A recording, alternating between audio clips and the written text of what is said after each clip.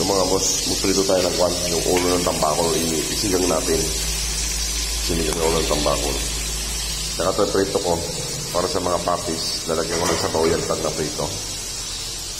Ito pa. Ito atay, ulam ng mga papis. Papis ngayon, atay. Saka, lagyan ko ng kalabasa, saka sitaw, yung ulam ng mga papis. So mga boss, pagpapulo na tayo ng pangsigang. So, sibuyas, kamatis, at saka luya. Dito lang natin. Sigang natin yung, ayan mga boss, yung ulo ng tambakol. Ayan, pakulo muna tayo. Ito mga boss, yung ulam ng mga papis. Yung atay, kalabasa, sitaw, at saka yung dahon lang ito. Yung dahon nito. So, pre-preto ko na rin yung isda nila. Sa akin naman mga boss, ito.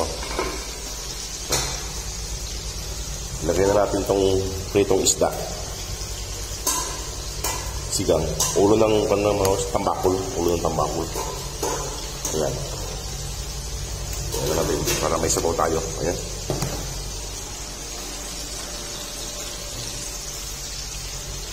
Sinigang na ulo ng tambakol para may sabaw.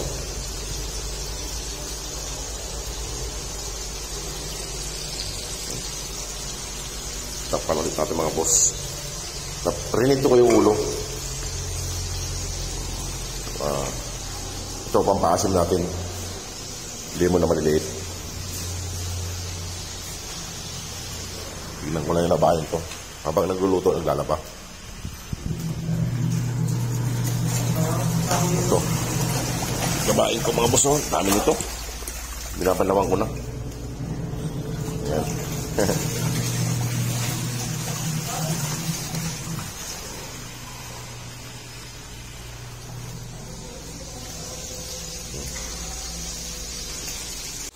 Mga boss, medyo okay na to. Lagyan na natin yung gulay. Ayan, nagprito na rin ako. Ito malapit na rin maluto. Yung ulam nila. Lagyan na natin boss mga gulay. Sitaw at okra. May sili. Mamaya-maya na lang yung dahon.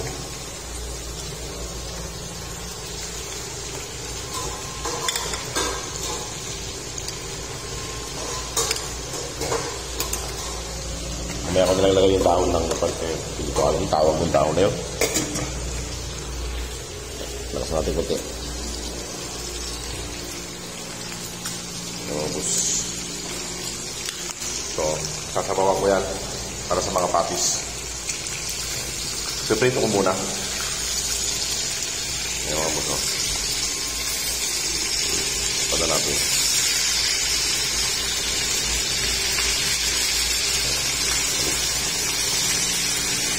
Baliktad natin.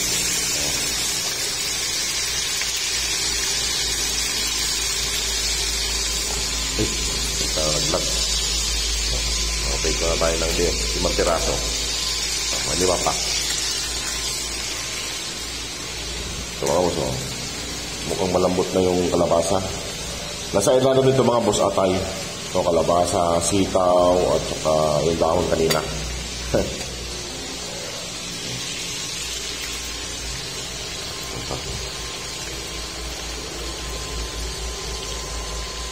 Malapit na to. Hapok. Gusto ko sa kulay mga boss, hapok lang. Okay mga boss, pamaya na lang at titignan ko yung nilalabang ko. Magbabanlaw ako. Ayan mga boss. Ayan o.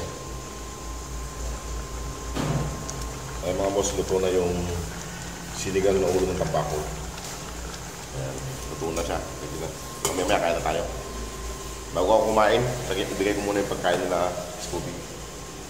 So, naprito na rin itong isda nila. Sasabawan ko ito para sa kanila. Ininto ko muna. Saka ito mga boss, luto na rin.